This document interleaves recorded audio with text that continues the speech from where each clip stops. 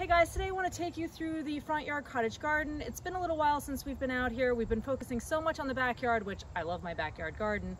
But this garden here has been the labor of love for like 15 years.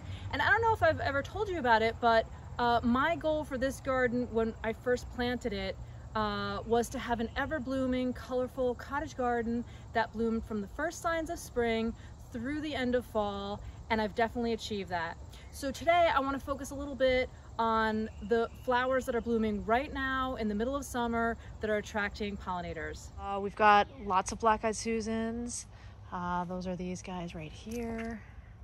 This one's actually a volunteer. I didn't plant it here. It kind of just appeared in my creeping phlox. That's the best kind. I've got my Moonbeam Coreopsis, that's still going, and my tall phlox over there in the back border. I'll show you that in a minute. We'll just go along the front. I've got my daylilies blooming. They're almost done.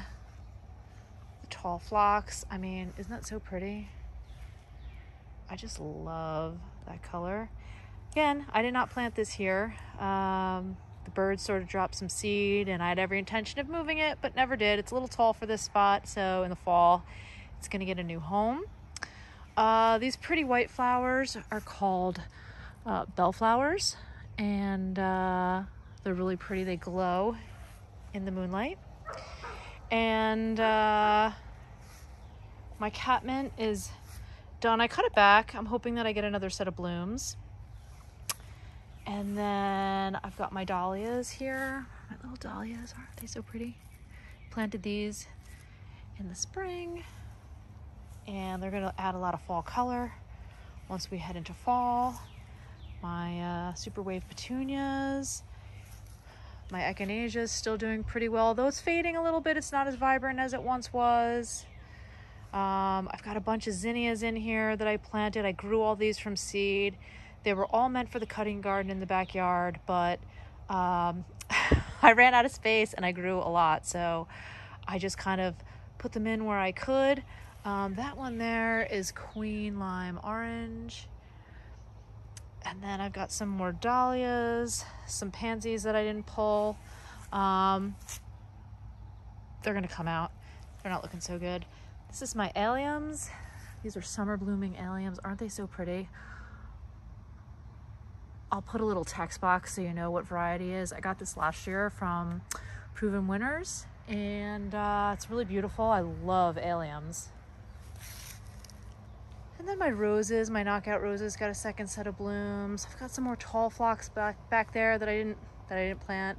I've got a few sunflowers growing back there that my mother-in-law gave me.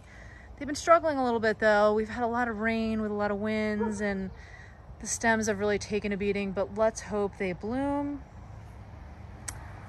Back there, we might have just had a little hummingbird zip by. Back there is my globe thistle, otherwise known as echinops. Really pretty, really great for the fall. I mean, for the summer border. The deer do not touch this one. The flower heads are kind of spiky, and the pollinators love it. So really great plant if you live in deer country like I do. Then we've got this gorgeous bee balm. This has just taken over this whole area. I've got to really scale this back. But if you grow bee balm too, it definitely likes to take a lot of room. So make sure you plant it in a place where it has room to grow. I haven't thinned these out in a while, and it's clearly time. Here I've got some echinacea and globe thistle volunteers. Look, see, we've got a little bee. Even the foliage is a little spiky, so seriously, the deer leave that one alone. So it's a great flower to add in your summer garden that you don't have to spray with repellent to keep the deer away. And then back there, I've got my cosmos. I grew these from seed from Floret Flower Farm. It's Cupcake White, and I've also got Cupcake Blush back there. My hollyhocks are pretty much done.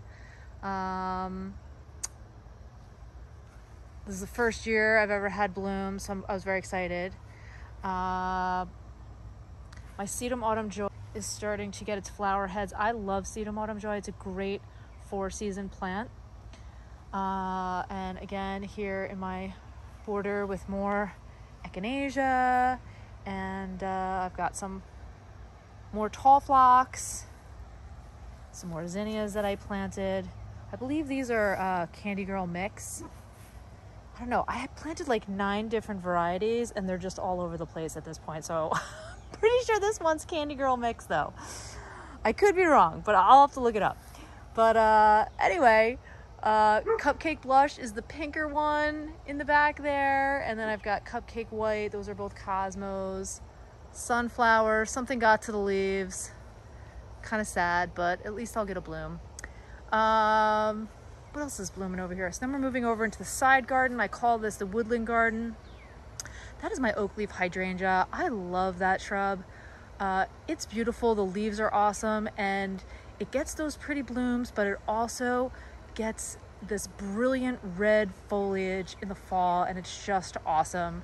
So if you're looking for, you know, another hydrangea to add to your garden, I would definitely take a look at the oak leaves.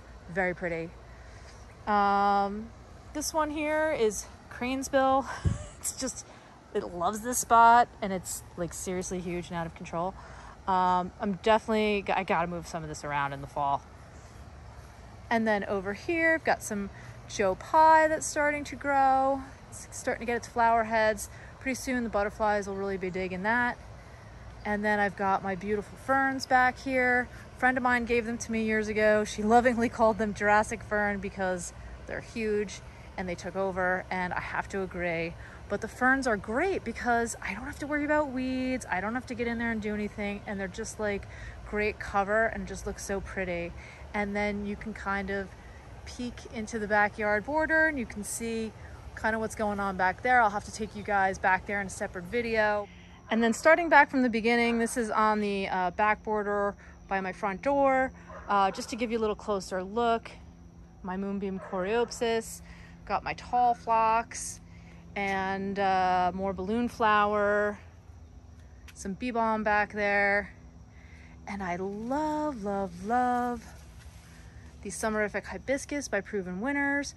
They're getting their blooms ready to go. They're my favorite. Hopefully by next week. And then I've got some more echinacea and some more globe thistle. And this is more of the Candy Girl mix. They're pretty. I started all these from seeds in my basement. I just think that's crazy. I started 1,300 plants. And that's it. Code is ready to go inside, so we're gonna call it a day. Thanks for watching. Please like this video and subscribe to my YouTube channel to get more gardening inspiration, tips, and tricks. Enjoy a beautiful day.